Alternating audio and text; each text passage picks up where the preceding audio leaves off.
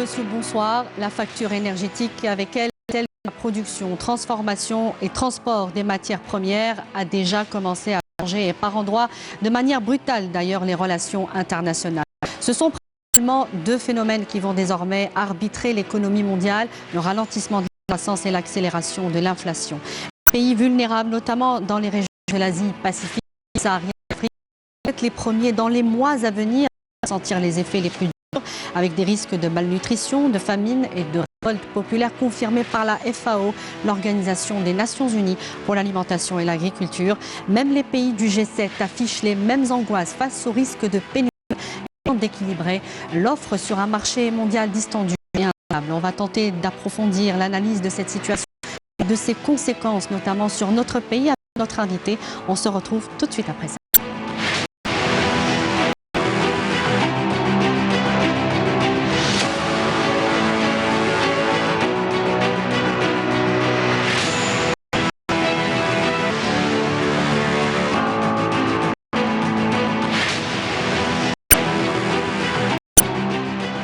Bonsoir dans Vision, M. Mohamed Berkouk pour en parler, expert en relations internationales. Bonsoir. Bonsoir madame. Merci d'avoir accepté l'invitation. Merci à vous.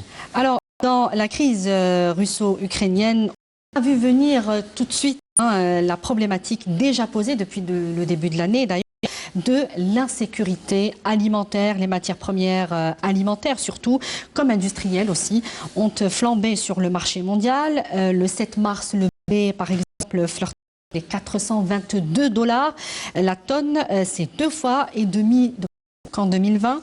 Et pour la plupart des experts, cette situation risque de s'inscrire dans la durée. À quoi devons-nous nous préparer, Monsieur Mohamed?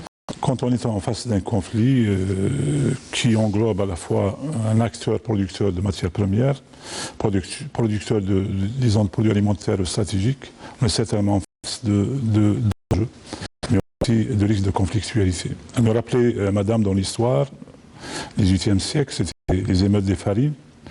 En 1973, c'était la refonte pratiquement des prérogatives du président américain en matière de guerre.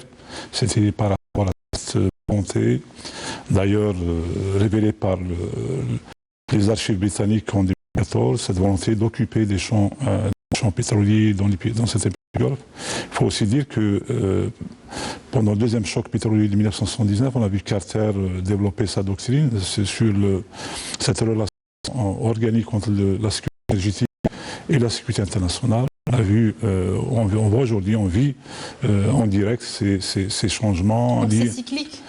C'est quelque chose qui est appelé à se reproduire. Et sont liés pratiquement à des contextes, mais où un certain nombre de facteurs se convergent. Le premier facteur, c'est le facteur de conflit, soit en 1973, en 1979. Aujourd'hui, c'est dans une zone d'intérêt stratégique pour le monde, notamment par rapport à l'énergie. Sachant que la Russie, c'est un pays producteur principal du gaz pour l'Europe, mais aussi du pétrole pour le monde. Un pays avec l'Ukraine, deux pays qui produisent le tiers de ce que le monde consomme en matière de produits alimentaires, de céréales, mais aussi de l'huile de tournesol, etc. Aujourd'hui, on voit ce conflit qui se dessine déjà depuis très longtemps, mais qui vient juste après une pandémie qui a causé un ralentissement mondial, mais aussi qui a causé pas mal de frictions au sein des pays, mais aussi qui a créé des zones grises en matière de conflits dans les relations internationales. Quand on lit ce contexte, soit en matière d'énergie ou en matière de conflictualité économique, on doit aussi prendre en compte trois paramètres. Le premier paramètre, c'est cette volonté de créer les éléments de relance économique, donc par rapport notamment aux puissances mondiales. La deuxième chose, c'est cette écart en matière disons, de croissance et de développement vers le monde.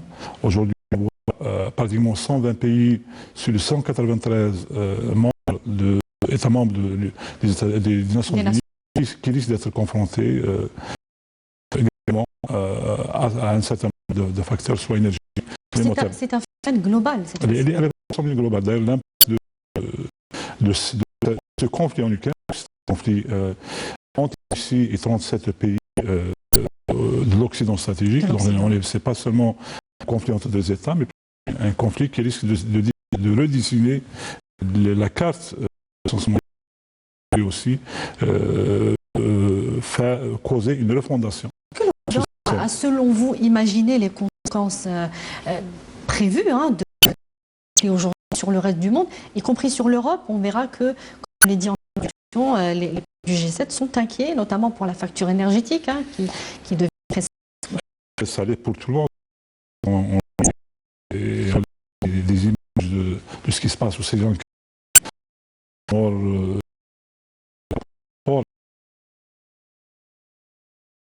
D'énergie, d'alimentation de base, ça nous donne une idée de ce qui risque de se passer à travers le monde. Vous avez parlé du FAO, je pourrais parler du PAM. Le Programme Alimentaire Mondial, qui tire la sonnette d'alarme. Absolument, avec pratiquement, on passe de 27 millions de personnes qui souffrent de malnutrition ou de famine, surtout de famine en 2019, à plus de 4 millions. Dans le monde, dans le monde. 800 millions, M. Brock. Non, 44 millions qui souffrent de famine. Oui. Mais la crise touche globalement plus de 800 millions. C'est 680 millions selon le chiffre. Mais 44 millions dans 38 pays, notamment dans notre région, notamment en Afrique. Ce qui veut dire qu'on sera en face de la complexification des conflits. On vit dans un continent où 38 pays sont déjà classés comme PMA, pays moins avancés, où 20 pays souffrent les effets dès mai prochain. Absolument. D'autres pays commencent à les sentir. Donc avec 20 pays qui sont soit en déchéance ou en fragilité ou avec des situations de vulnérabilité avancées, on pourrait prédire que notre continent sera la zone pratiquement à la fois de la famine, mais aussi plus de conflictualité autour de ressources, mais aussi autour d'éléments de base. Alors, si on devait détailler un petit peu, puisque vous parlez de la région, notamment subsaharienne, où la plupart des pays qui sont confrontés à des menaces sécuritaires, différentes menaces, l'explosion du prix du gaz entraîne aussi l'augmentation des prix des engrais azotés. Donc celui des intrants agricoles, c'est-à-dire que les intrants vont déjà exploser sur le marché mondial. La FAO a donc tiré la sonnette d'alarme. Ce sont des pays précisément dans notre région, y compris par rapport à notre pays. Comment nous affronter cette situation aujourd'hui? On va commencer par les pays qui nous entourent en Afrique et de l'Afrique. En ce qui compte dans votre question, plusieurs questions. Donc, par rapport à l'énergie, c'est les pays qui produisent le pétrole et surtout le gaz plus à l'aise. Mais il faut aussi dire que cette flambée des prix aura des incidences certaines déjà sur la chaîne logistique, donc en matière de transport. Donc au bout du fil maritime a déjà les prix. Absolument. Ce qui veut dire que les prix à la consommation seraient très élevés. Déjà au gré azoté, les prémices aussi de remous au sein des pays producteurs. On a vu les agriculteurs, donc il y a quelques jours.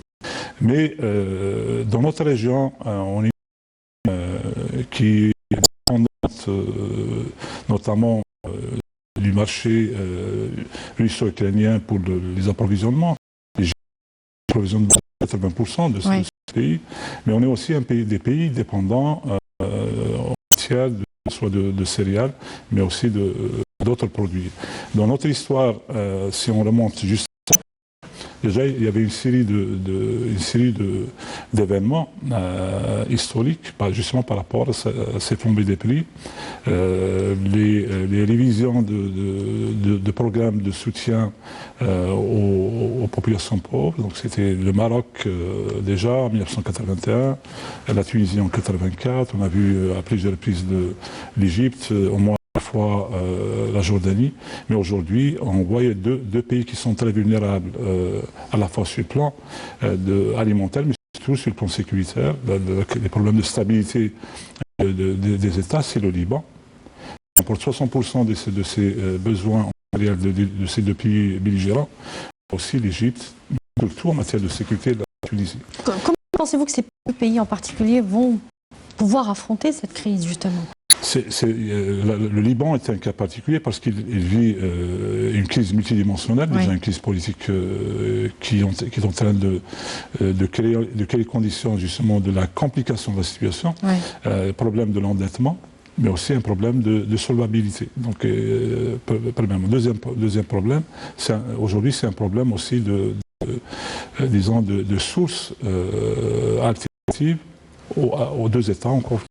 Donc il y a ce qu'on voit à travers le monde, madame, aujourd'hui, c'est les États qui sont en train disons, de prendre des décisions ou des réserves par rapport aux exportations. On a vu l'Ukraine le 9 mars, on a vu par rapport au blé, on a vu l'Indonésie par rapport à l'huile de palme, on a vu le Brésil par rapport au soja, mais aussi on voit d'autres pays qui sont en train de suivre. D'autres pays vont faire, pour des raisons, disons, de besoins nationaux, aussi d'autres choix, des choix de limitation d'exportation, ce pour justement des réserves stratégiques. Ce qui est pour calmer la situation, hein, on commence à parler aussi de réserves de guerre. Donc, vu qu'on ne connaît pas encore le scénario le plus plausible par rapport à ce conflit en Ukraine. Oui. Ce qu'on voit aussi, madame, dans ces pays, je parlais de Liban, j'ai utilisé, c'est aussi d'autres répercussions de ce conflit, notamment par rapport à la baisse de touristes. On parle en Tunisie de plus de 35% de revenus du secteur du tourisme, ce qui veut dire que la situation économique risque aussi de se détériorer.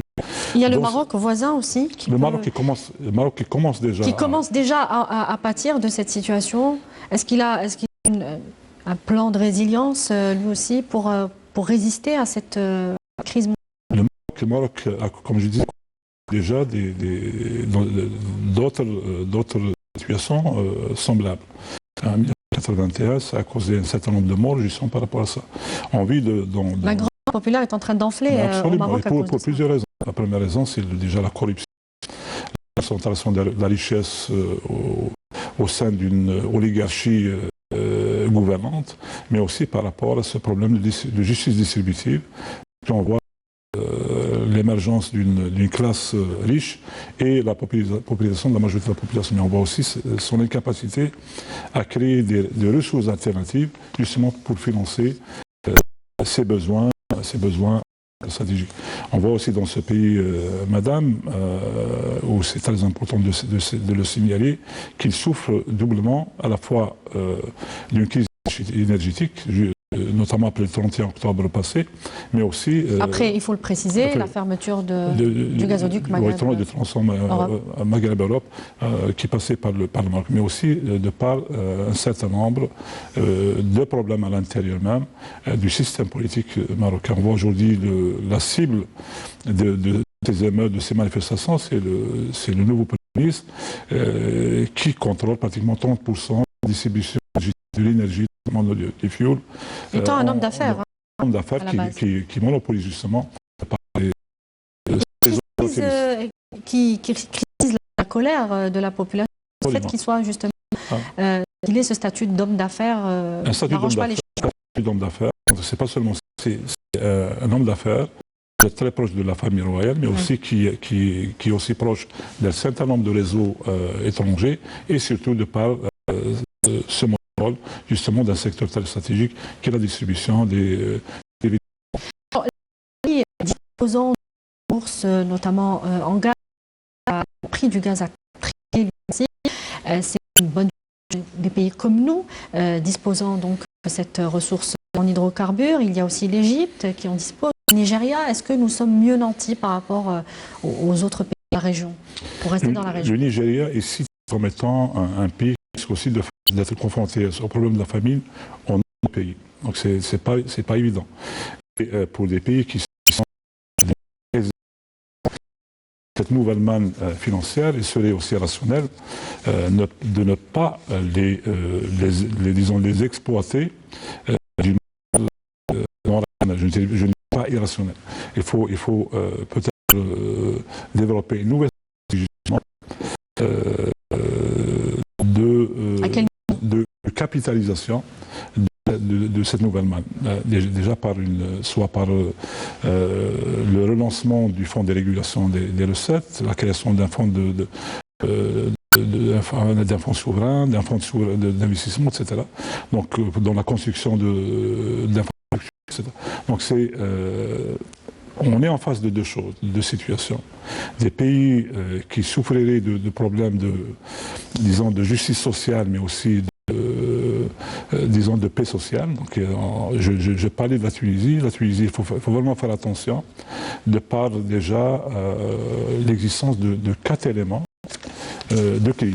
On a une crise politique, on a une crise de potentiel de solvabilité de cet État, vu, disons, déjà le taux de service de la dette, le volume de la dette à 36 milliards de dollars, le chômage et les problèmes sociaux, et le quatrième, c'est la dépendance. Mais on risque aussi de voir le cinquième élément, c'est les émeutes qui pourraient créer des situations d'insécurité dans ce pays. Donc, insécurité avec tous les ingrédients de la crise, ça risque pas seulement de créer des problèmes pour la Tunisie, mais aussi pour cette région, vu tout ce qui se passe dans notre ère géopolitique. Notamment avec la Libye, son lien direct, son vaste communicant avec la Libye.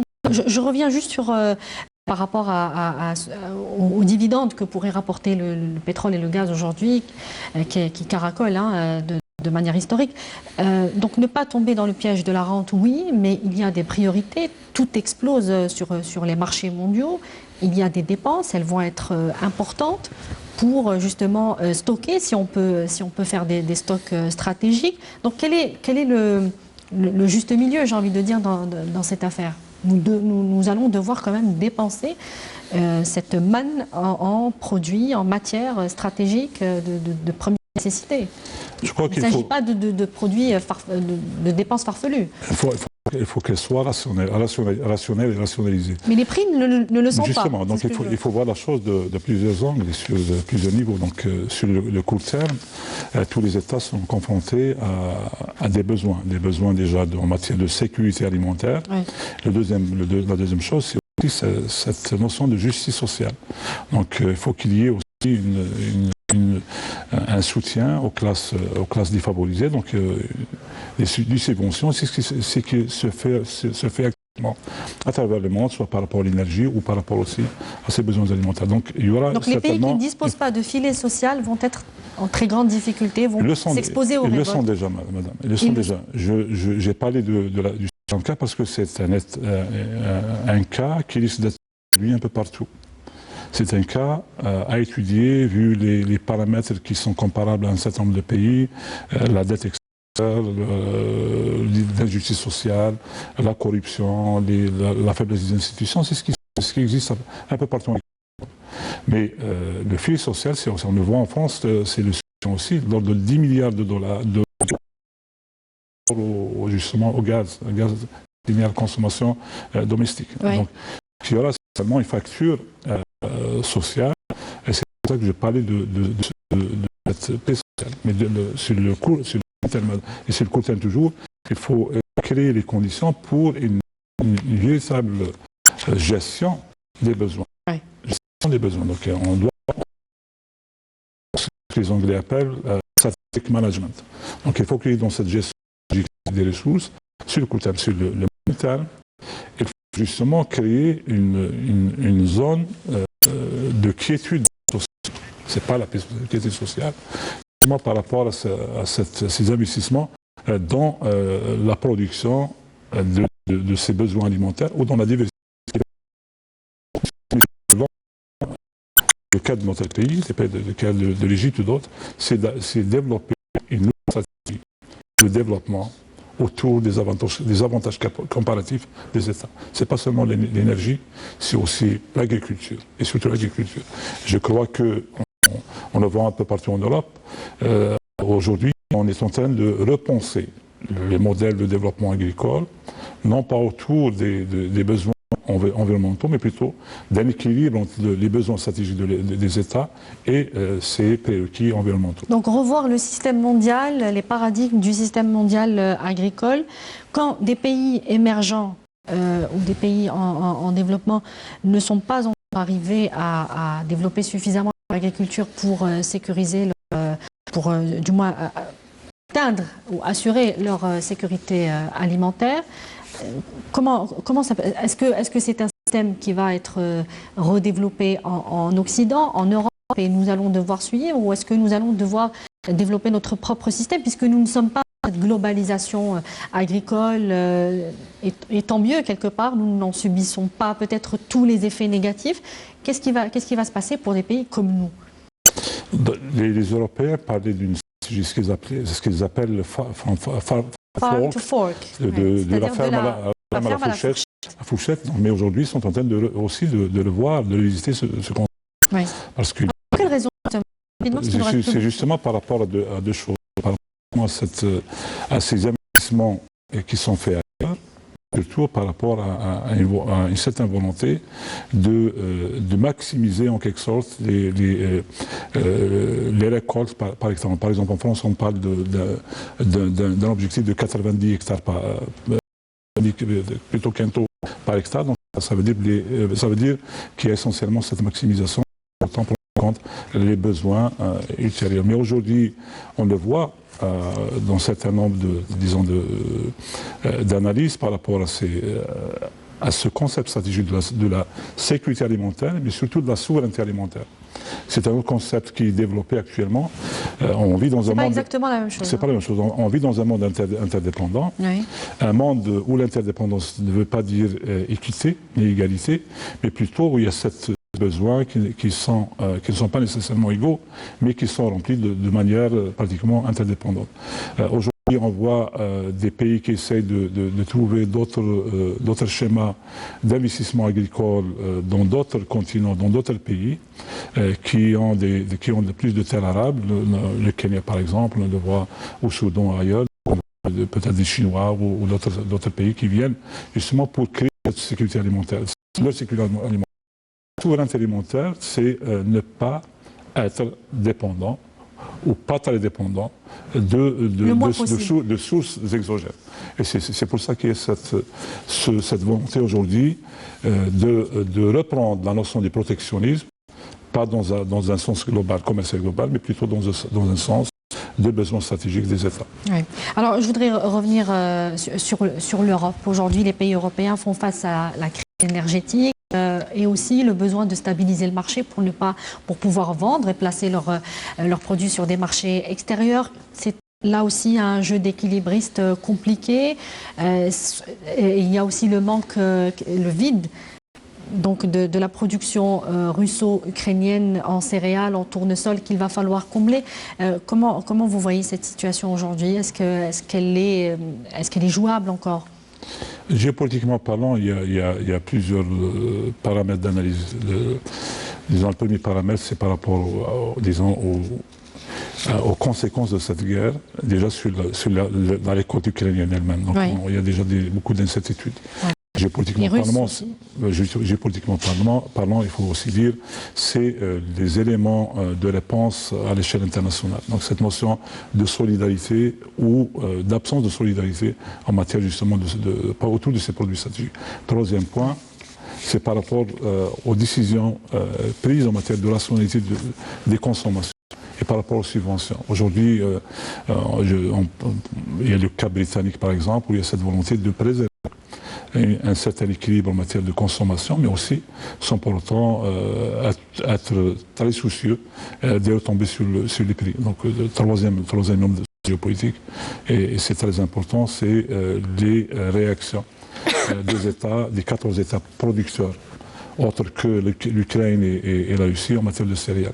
Est-ce qu'on va vers la constitution de réserves et quel serait le volume de ces réserves? Donc c'est par rapport à l'offre. C'est le jeu d'équilibriste dont je parlais justement. Vous avez donné un chiffre de 420 $ par tonne, c'est un chiffre très important. Est abordable par des pays qui souffrent déjà de ce piège de l'endettement. Je n'utilisais pas le concept de cycle, mais plutôt de piège de l'endettement. En Afrique, on a déjà, comme je le disais, il y a 38 pays qui seraient victimes de ces problèmes. Mais la chose la plus importante quand on parle de solidarité, on a les alertes du Programme alimentaire mondial par rapport à la fois à l'insuffisance, mais aussi au déficit financier. Ce qui veut Donc dire... même les mécanismes ou dispositifs plutôt de solidarité dont vous parlez au niveau du PAM et au niveau de la FAO, être déstabilisés. Ils sont déjà... Ouais. C'est pour ça qu'on est en train de parler d'un concept très ancien en relation, le concept self-help. Donc c'est ça qui doit essentiellement prendre ses propres besoins. Donc compter sur soi-même. Compter sur ce règle de construire autour d'une vision sur le long terme. C'est le moment. Monsieur Mohamed Belrouk, je vous remercie. Le temps qui nous est imparti est déjà terminé. Je rappelle que vous êtes expert en relations internationales. Merci. Merci à vous, madame. Merci à vous de nous avoir suivis. Je vous souhaite une belle soirée sur notre chaîne et à bientôt.